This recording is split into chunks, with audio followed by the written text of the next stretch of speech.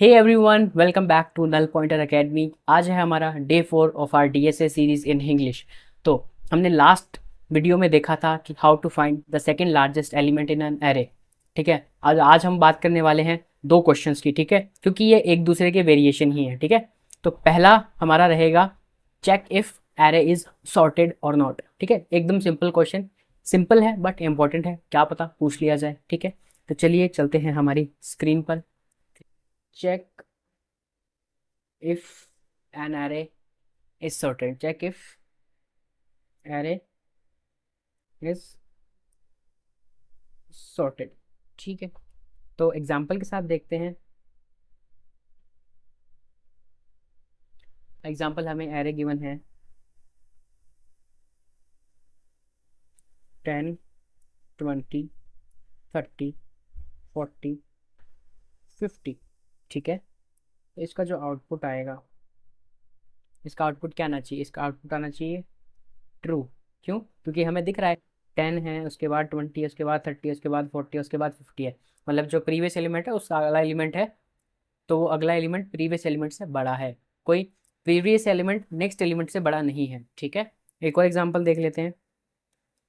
For example A R R इस हमें दिया हुआ है।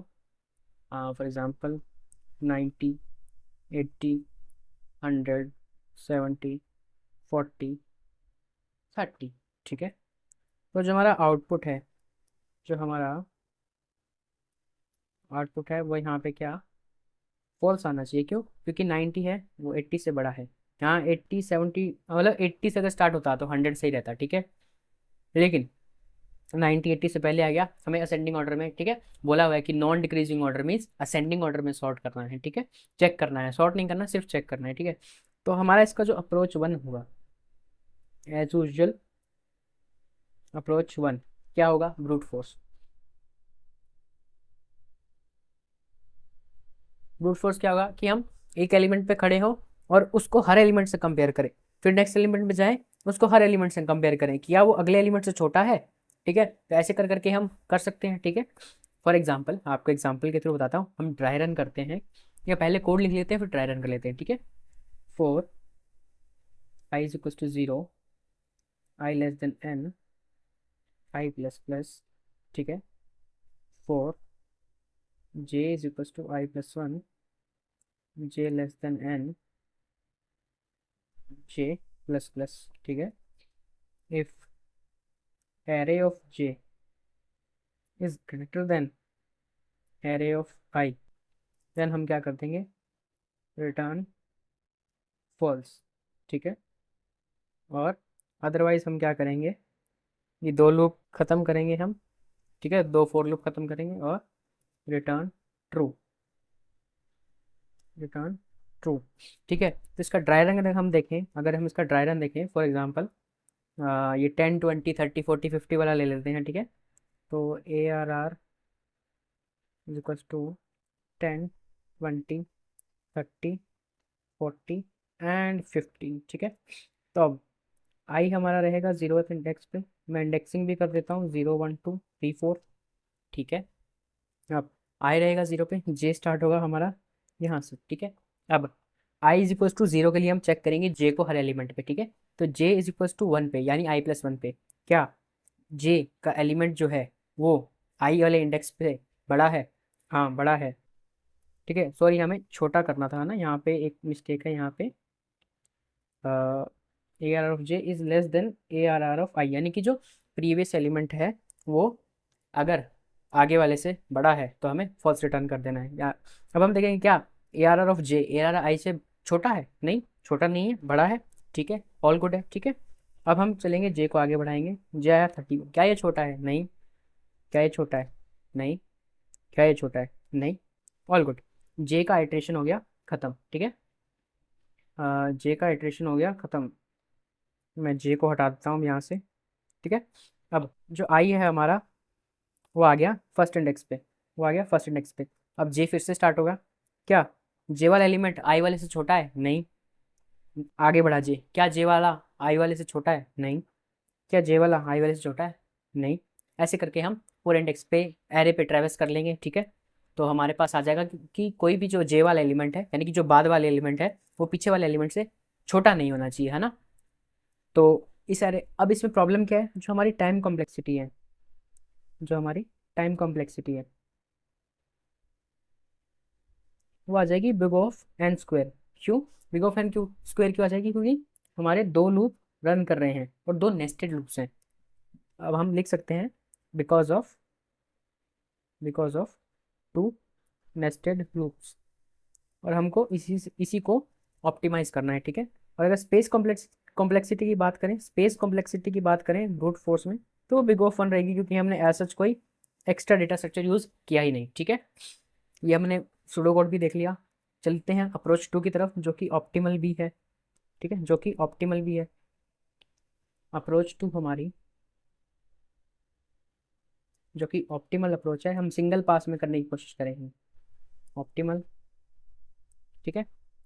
इसमें हमको क्या करना है, हम कोशिश करेंगे कि जो काम हम दो पास में, मतलब दो नेचुरल लूप से कर रहे थे, वो हम एक ही लूप से कर दें, एक ही पास में हम अपना काम कर दें, ठीक है। चलिए, तो अब हम क्या करेंगे, एरे को ट्रैवर्स करेंगे और हम चेक करेंगे कि क्या जो करंट एलिमेंट है वो नेक्स्ट एलिमेंट से बड़ा है क्या। अगर हाँ तो हम वहीं पे फॉल्स रिटर्न कर देंगे, क्यों, क्योंकि नॉन डिक्रीजिंग ऑर्डर में चाहिए। अगर पिछले वाला एलिमेंट आगे वाले एलिमेंट से बड़ा हो गया तो यहीं पे हमारा डिक्रीजिंग ऑर्डर हो जाएगा, जो कि हमारे नॉन डिक्रीजिंग ऑर्डर को डिस्टर्ब कर देगा, तो हम रिटर्न फॉल्स कर देंगे, है ना।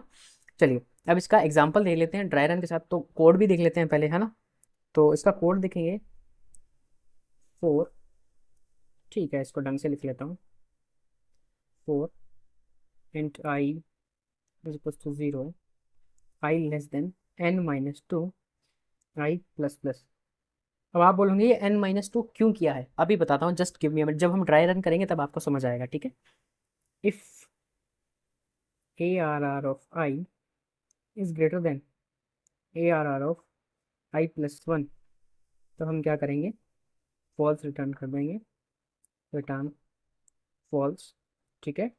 और अगर ऐसा नहीं होता है हमारे पास, तो हम रिटर्न ट्रू कर देंगे, एज सिंपल एज दैट, ठीक है। तो अब हम इसका ड्राई रन करके देखते हैं, है ना।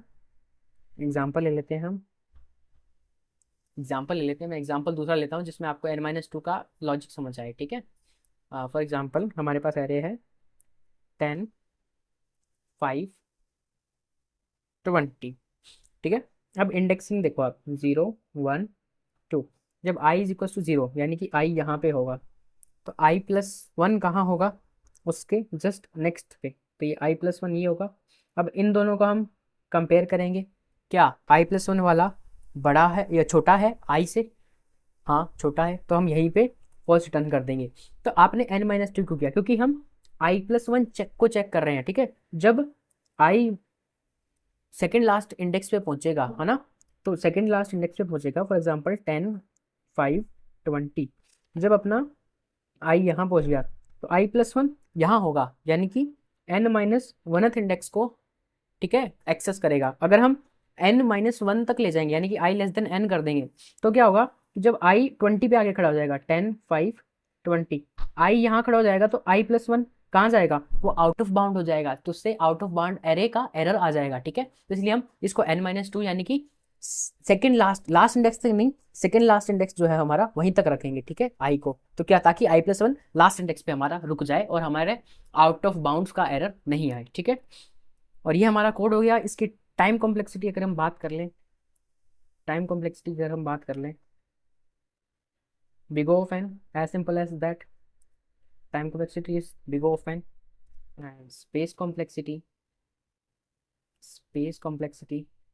is big O of 1। why big O of 1, क्यों, क्योंकि हमने कोई एक्स्ट्रा डेटा स्ट्रक्चर यूज नहीं किया, और big O of n क्यों, क्योंकि हम मैक्सिमम लास्ट इंडेक्स तक जा रहे हैं। और इफ़ यू नो कि अगर हम big O of n-2 लिखेंगे, that is nearly big O of n, we ignore the constants, right. ये आप चीज़ें आपको बेसिक पता होनी चाहिए। मैं मान के चल रहा हूँ कि आपको ये बेसिक्स लाइक टाइम कॉम्प्लेक्सिटी की नोटेशंस वगैरह और ये स्पेस कॉम्प्लेक्सिटी की नॉलेज है आपको, ठीक है। चलिए, अब हम आ जाते हैं अपनी लैपटॉप स्क्रीन पर और इसको एक्चुअल में कोड करके देख लेते हैं, ठीक है। तो मैं int n is equals to ARR dot size initialize कर दिया। अब हम लूप चलाएंगे, for int i is equals to 0, i less than n-2 i plus i plus plus, and if A R R of i is greater than A R R of i plus one, तब हम क्या कर देंगे, return false कर देंगे। हाँ sorry, हाँ ठीक है। और अगर ऐसा हमें नहीं मिलता है तो रिटर्न ट्रू कर देंगे। इसको कंपाइल कर लेते हैं, क्या रन हो रहा है। कंपाइल, या कंपाइल हो गया। इसको सबमिट करके देखते हैं क्या सबमिट हो रहा है। सबमिट हो गया। और ये था हमारा question, check if array is sorted. ठीक है, अब इसका एक नेक्स्ट वेरिएंट आता है, check if array is sorted and rotated. ठीक, तो जो हमारा नेक्स्ट क्वेश्चन है, check if array is rotated and sorted और नॉट, उसको हम देखेंगे नेक्स्ट लेक्चर में। आज के लिए इतना ही, होपफुली आपको समझ आया होगा। तब तक के लिए goodbye, take care, have a good day.